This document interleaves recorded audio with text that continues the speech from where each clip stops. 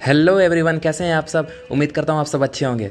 दोस्तों, अगर अभी तक आपने हमारा चैनल सब्सक्राइब नहीं किया तो सब्सक्राइब कर लीजिए, और अगर आपने हमारा चैनल सब्सक्राइब कर लिया तो उसके लिए थैंक यू। दोस्तों, आज के लेक्चर में हम पढ़ेंगे ब्लड वेसल्स के टाइप्स और न्यूट्रिशन एक्सचेंजेस, मतलब कि न्यूट्रिशन जैसे कि oxygen, carbon dioxide west part, और कैसे ये एक्सचेंज होती है हमारे टिश्यू एरिया से, और कैसे फिर ये हमारे हार्ट के पास जाती है और उससे फिर लंग्स के पास ये एक्सहेल होती है इन्वायरमेंट में। वो आज सारी चीज़ें हम डिस्कस करेंगे। तो सबसे पहले हम डिस्कस करते हैं ब्लड वेसल्स के टाइप्स के बारे में। तो दोस्तों, ब्लड वेसल्स के मेनली 5 टाइप्स होते हैं। देखिए, आर्टरी, ठीक है, आर्टरी सबसे लार्ज होती है। उसके बाद आर्टरी से स्मॉल, मतलब उसकी सब यूनिट, मतलब सब ब्रांच, आर्ट्रियोल्स। और आर्ट्रियोल्स मतलब आर्ट्रियोल्स से भी छोटी होती है, और उसको बोलते हैं कैपलरीज। यहीं पे मेन जो ये जो एक्सचेंज होता है, न्यूट्रिशन का एक्सचेंजेस होता है, जैसे कि ऑक्सीजन हो गया और कार्बन डाइऑक्साइड हो गया, न्यूट्रिशन हो गए, मिनरल्स हो गए, विटामिन्स हो गए, जहाँ एक्सचेंज होते हैं हमारे बॉडी ऑर्गन से, वो कैपलरीज ही के पास एक्सचेंज होते हैं। ठीक है दोस्तों, क्योंकि इसकी ब्लड वेसल्स इतनी थिन होती है कि जो बहुत आसानी से कोई भी चीज़ एक्सचेंज हो सकती है। जैसे कि कोई भी, मतलब जैसे कि ऑक्सीजन भी एक्सचेंज हो सकता है, कार्बन डाइऑक्साइड भी एक्सचेंज हो सकता है, न्यूट्रिशन भी। ठीक है, उसके बाद आती है वेन्योस। ये सबसे छोटी यूनिट होती है वेंस की। उसके बाद आता है वेन। ठीक है दोस्तों, तो ये 5 टाइप्स के ब्लड वेसल्स होती हैं। आइए अब इसको डिस्कस कर लेते हैं वन बाय वन को।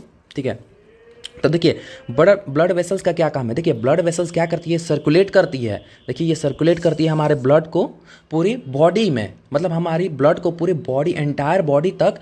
इसमें क्या होता है, ऑक्सीजन होता है, जो कि हमारे वाइटल ऑर्गन, जैसे कि हमारी बॉडी के वाइटल ऑर्गन, ठीक है, उसको ऑक्सीजन प्रोवाइड करती है। वहाँ से जो कार्बन डाइऑक्साइड होता है उसको कैरी करती है, साथ ही साथ न्यूट्रिशन प्रोवाइड करती है, जिससे हमारे सेल मतलब जिंदा रह सके, लिव रह सके। ठीक है, जो कि 5 तरह की होती है। दोस्तों, कभी आपने सोचा है कि हमारे बॉडी में कितनी, मतलब कितनी लेंथ में ब्लड वेसल्स होती है। मतलब कि ऐसे अगर हम ब्लड वेसल्स को, मतलब एक ह्यूमन बॉडी लें और उनकी ब्लड वेसल्स को निकालें, तो उनकी डायमीटर, मतलब सॉरी डायमीटर नहीं, मतलब वो कितने रेंज में होंगी। तो देखिए दोस्तों, यहाँ पे लिखा है कि हमारी जो ब्लड वेसल्स होती हैं 60,000 माइल्स, समझ रहे हैं दोस्तों, 60,000 माइल्स। मतलब अगर मैं ब्लड वेसल्स, एक ह्यूमन बॉडी के सारे ब्लड वेसल्स को निकालूं तो वो 60,000, 60,000 माइल्स जा सकती है वो ब्लड वेसल्स, इतनी होती है। ठीक है, आप इसे किलोमीटर में जाके एक्सचेंज कर सकते हैं, कन्वर्ट कर सकते हैं। मैंने यहाँ नहीं किया है क्योंकि हमें इसके बारे में डिस्कशन नहीं करना है। ठीक है, तो जैसे कि 5 टाइप्स के, 5 तरह के ब्लड वेसल्स होती हैं। जैसे कि पहले होती है आर्टरी, ठीक है, आर्टरीज ये सबसे लार्ज होती है। ठीक है, जैसे ही हमारे अयोटा डिवाइडेड करती है, अयोटा हमारी जैसी डिवाइड करती है, जो हार्ट के लेफ्ट वेंट्रिकुलर से निकलती है अयोटा, वो जब डिवाइड करती है तो सबसे पहला वो कौन सा बनाती है, आर्टरी। ठीक है, सबसे लार्ज ब्लड वेसल्स होती है हमारी आर्टरी। ठीक है, जो कि रिच ब्लड ऑक्सीजन कैरी करती है, जो कि हमारे हार्ट से हमारी बॉडी की तरफ आती है, जैसे वाइटल ऑर्गन को ऑक्सीजन प्रोवाइड करती है और साथ ही साथ न्यूट्रिशन प्रोवाइड करती है। ठीक है, उसके बाद आर्टरी के बाद आती है आर्ट्रियोल्स, उसकी सब यूनिट। जैसे कि ये देखिए, आर्टरी है, ये इतनी मोटी सी आर्टरी है। उसके बाद इसकी सब यूनिट, मतलब उससे छोटा, जैसे हमारे घरों में नहीं होता है एक बड़ा पाइप, उसके नीचे एक छोटा पाइप हमारे टंकी से निकलता है, जो कि हमारे पूरे घर को सप्लाई देता है। तो वैसे ही छोटा एक ये छोटा पाइप की तरह, मतलब एक छोटा ब्लड वेसल्स होती है।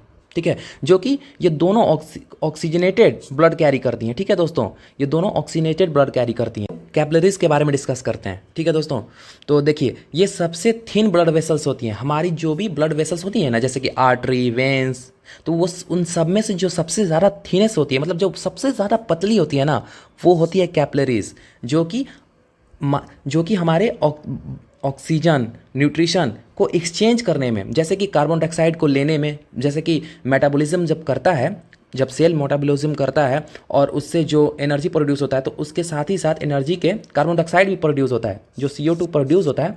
तो ये हमारे बॉडी के लिए बहुत हार्मफुल सब्सटेंस होता है, जो कि ब्लड इसको कैरी कर लेता है और हमारे ब्रीथिंग पैटर्न के द्वारा इसे एक्सहेल कर देता है इन्वायरमेंट में, और ऑक्सीजन को इनहेल कर लेता है, जो कि सेल के लिए एसेंशियल होता है, जिससे अपना सेल ग्रोथ भी होता है और सेल साइकिल मेंटेन भी रहता है। और बहुत सारे न्यूट्रिशन भी होते हैं हमारी ब्लड वेसल्स में, जो कि हमारे ब्लड वेसल्स को अच्छे से एक डेली फंक्शन में, मतलब डेली लाइफ साइकिल में, सेल के लाइफ साइकिल में एक, मतलब डेली उसको प्रॉपर होने में हेल्प करते हैं। तो ये जो ब्लड एक्सचेंज होता है ना वो कैपिलरी में होता है। देखिए हम दिखा सकते हैं आपको कि कैपिलरीज कहाँ होती है। देखिए देखिए कैपिलरीज कितनी थिन होती है। जो सबसे थिन हमारी ब्लड वेसल्स होती है ना वो कैपिलरीज होती है, जो कि एक जंक्शन होता है दोस्तों। जैसे देखिए आर्ट्रियोल्स और ये जो वेन्यूल्स होते हैं ना, देखिए जो ये आर्ट्रियोल्स और वेन्यूल्स होते हैं जहाँ पे ये जंक्शन होता है। अगर हम कैपिलरीज के बाद की पोर्शन देखें ना तो वहाँ से वेन का सबसे छोटा यूनिट वेन्यूल्स स्टार्ट होता है, ठीक है, जो कि डीऑक्सीनेटेड, मतलब कि यहाँ से डीऑक्सीनेटेड ब्लड स्टार्ट हो जाता है होना।